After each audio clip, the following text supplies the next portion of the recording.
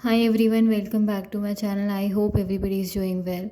This is MA Psychology IGNOU first year Block 1 Unit 1 subject is Cognitive Psychology, last topic of this unit. And sorry for being late in making this video. Neuroscience and Cognitive Psychology is the topic, or maybe the last topic of this first unit.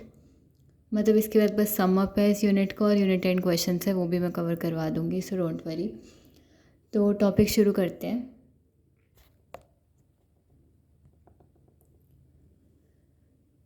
पहली बार मैंने वैसे इतना छोटा लिखा होगा तो इससे पूरे टॉपिक को एक ही वीडियो में कवर करने के लिए, ठीक है।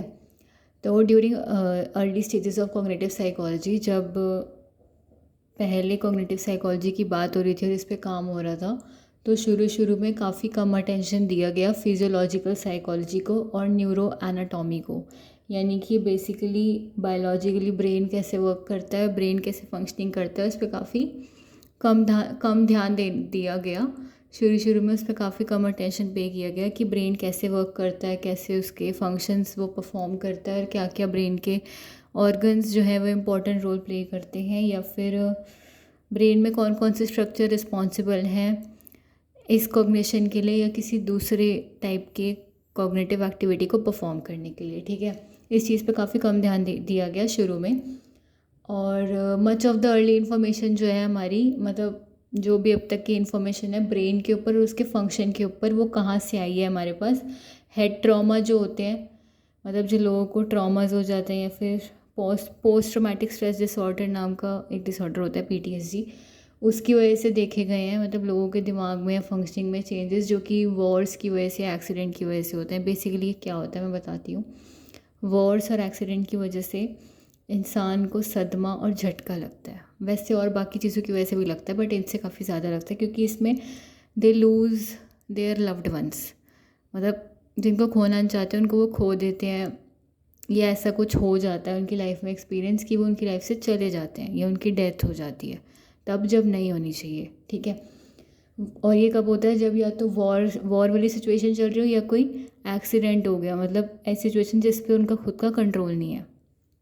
तो उस टाइम पे क्या होता है, वो ट्रॉमेटिक इवेंट होता है उनकी लाइफ में। वो क्या करता है, स्ट्रेस पैदा करता है, ठीक है। ये मैंने शायद स्ट्रेस में भी पढ़ाया था, इफ़ यू रिमेंबर, ठीक है। तो बेसिकली हमने देखा अभी तक कि जो ब्रेन और उसके फंक्शंस हैं वो कहाँ से हमने, मतलब रिज़ल्ट आया उनका हमारे पास कहाँ से, हेड ट्रॉमा की वजह से जो लोगों को होते हैं, किस वजह से ट्रिगर होते हैं हेड ट्रॉमा, वॉर की वजह से और एक्सीडेंट की वजह से, या उनकी लाइफ में कोई बहुत बुरा ट्रॉमेटिक इवेंट या एक्सपीरियंस है, और वो भी कहाँ से आएगा, जब वो अपने लव्ड वन को लूज़ कर देंगे, किसी को खो देना, बेसिकली किसी अपने को खो देना, ठीक है। उससे इंसान ट्रॉमा या झटके में चला जाता है। तो बेसिकली सेंट्रल इशू जो है न्यूरोलॉजिस्ट का, वो इसी चीज़ से स्ट्रगल करते रहे और इसी क्वेश्चन के साथ, मतलब दे यूज़ टू स्ट्रगल कि जो ब्रेन है क्या वो एक होलिस्टिक ऑर्गन है, मतलब एक होल ऑर्गन है जिसके कुछ ऑपरेशंस हैं जो कि उसके स्ट्रक्चर के अंदर डिस्ट्रीब्यूटेड हैं, कि हाँ ये वाला स्ट्रक्चर ये फंक्शन परफॉर्म करेगा, ये वाला स्ट्रक्चर ये फंक्शन परफॉर्म करेगा, ऐसे। जैसे ब्रेन के अंदर स्ट्रक्चर्स होते हैं ना, पॉन्स, मेड्यूला ऑब्लोंगाटा, मतलब ब्रेन वैसे खुद 3 पार्ट्स में डिवाइडेड है, मिड ब्रेन, हिंड ब्रेन और fore brain, I guess if I am not wrong. मैंने भी बहुत पहले पढ़ा था, शायद इसमें आगे पढ़ने को मिल भी जाएगा, तो नो वरीज, अगर नहीं भी होगा तो मैं पढ़ा दूँगी। तो फोर ब्रेन, हिंड ब्रेन और मिड ब्रेन, और उसके भी अपने अपने अलग अलग स्ट्रक्चर होते हैं, एमिगडाला, लिम्बिक सिस्टम और Pond's, medulla oblongata, cerebellum, cerebrum. तो वो ये कहना चाह रहे हैं कि, मतलब क्वेश्चन ये है जिसके साथ उन्होंने स्ट्रगल किया न्यूरोलॉजिस्ट ने, यानी कि जो ब्रेन के बारे में पढ़ते हैं और उसी की स्टडी करते हैं, न्यूरॉन्स से ही डील करते हैं बेसिकली, और न्यूरॉन्स ब्रेन में ही पाए जाते हैं, राइट। कि क्या ब्रेन एक होलिस्टिक ऑर्गन है, एक होल पूरा एक ऑर्गन है जिसके अपने ऑपरेशंस या फंक्शंस पूरे उसके स्ट्रक्चर के थ्रू डिस्ट्रीब्यूटेड है और हर एक स्ट्रक्चर अपना अलग अलग फंक्शन या रोल परफॉर्म करता है, या फिर जो एक्टिविटीज़ हैं वो खुद लोकलाइज्ड है कि हाँ ये एरिया ये एक्टिविटी करेगा, ये एरिया ये एक्टिविटी करेगा, मतलब स्पेसिफिक रीजन्स के साथ उनकी उनकी एक्टिविटीज़ जो है वो लोकलाइज्ड है। कि फॉर एग्जांपल हिंड ब्रेन जो है वो ब्रीथिंग में करेगा, थाइमस जो है सॉरी, थैलेमस। थैलेमस जो है वो ये फंक्शन परफॉर्म करेगा, या फिर एमिगडाला इमोशन से ही डील करेगा, कि ऐसा कुछ है। एग्जाम्पल जैसे हम ले सकते हैं, यहाँ पर एग्जाम्पल उसमें दिया हुआ है, वही मैंने लिखा है, ठीक है। हाँ, तो एग्जाम्पल ये है कि जो लर्निंग हम कर रहे हैं, किसी भी स्पेसिफिक एक्ट को लर्न करने के लिए, जो भी हम लर्निंग करेंगे या जो भी लर्निंग होगी, क्या वो लोकलाइज्ड एरिया ऑफ ब्रेन में होगी, या फिर लर्निंग जो है वो ब्रेन के अलग अलग पार्ट्स में डिस्ट्रीब्यूटेड हो जाएगी। कहने का मतलब वही है, क्या कोई एक स्पेसिफिक पार्ट ब्रेन का या कोई स्पेसिफिक ऐसा स्ट्रक्चर रिस्पॉन्सिबल होगा हमारी लर्निंग के लिए, या फिर ब्रेन के अलग अलग स्ट्रक्चर अलग अलग रोल या एक्टिविटी परफॉर्म करेंगे हमें उस मटेरियल को या उस एक्ट को परफॉर्म करने के लिए जो भी हम लर्न करना चाहते हैं। कंफ्यूज नहीं होना है।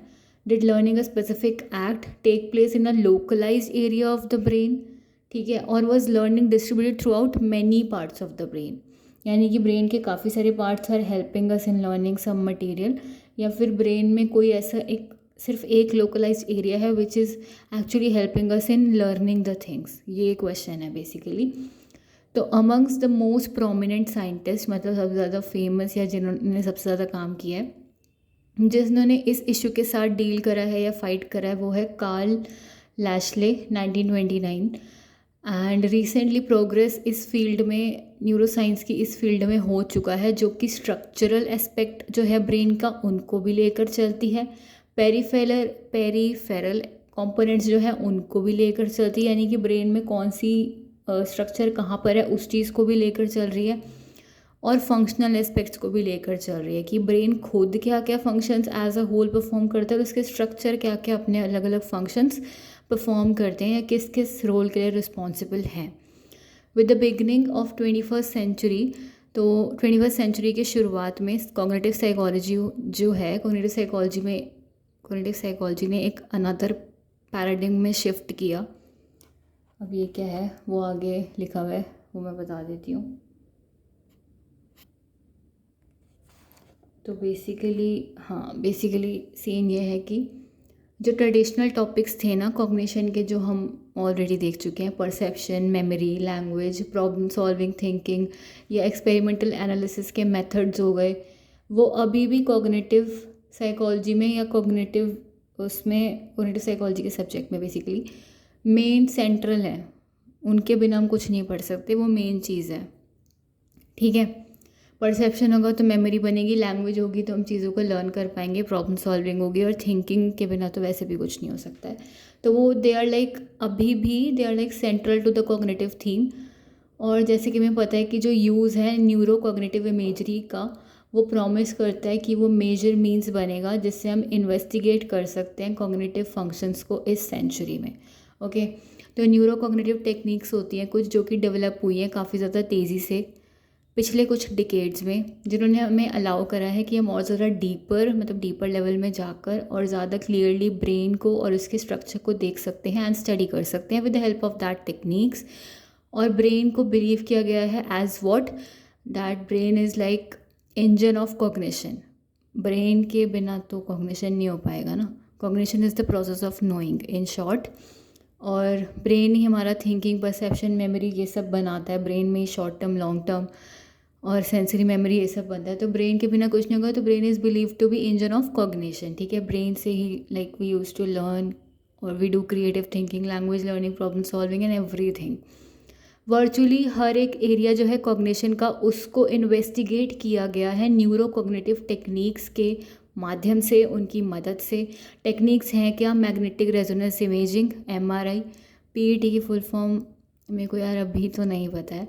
EEG की इलेक्ट्रोएंसिफेलोग्राफी है, ब्रेन को पढ़ने के लिए और उसके स्ट्रक्चर को स्टडी करने के लिए वो हैं बेसिकली न्यूरो कॉग्निटिव टेक्निक्स हैं। और इनके जैसी और भी कई सारी हैं जो कि सिर्फ कॉग्निशन का स्ट्रक्चर्स नहीं दिखाती, दे show not only the structures of cognition but also process क्या क्या इन्वॉल्व है कॉग्निशन के अंदर, वो भी बताती है और वो भी दिखाती है। और काफ़ी सारे इंस्टेंस में या केसेस या एग्जांपल में रिजल्ट्स जो हैं वो रिमार्केबल है, मतलब देखने लायक या देखने योग्य हैं। यानी कि टेक्निक सच में काम करती हैं और हेल्पफुल हैं एंड आज भी यूज़ होती हैं ब्रेन के स्ट्रक्चर्स को, उनके फंक्शंस को, या कैसे ब्रेन काम कर रहा है और क्या क्या स्ट्रक्चर क्या क्या रोल परफॉर्म कर रहा है उस चीज़ को स्टडी करने के लिए या देखने के लिए। While this trend is likely to continue and grow, और ये काफ़ी ज़्यादा इंपॉर्टेंट है to recognise the central themes in cognition, जो कि हम ऊपर देख चुके हैं already, perception, memory, language, problem solving and so mentioned above. ठीक है, यहाँ पर ये लास्ट टॉपिक इस यूनिट का समाप्त होता है मेरी तरफ से। कुछ भी समझ में नहीं आए तो मुझसे बेझिझक पूछने का कष्ट उठाया जाए कृपया करके।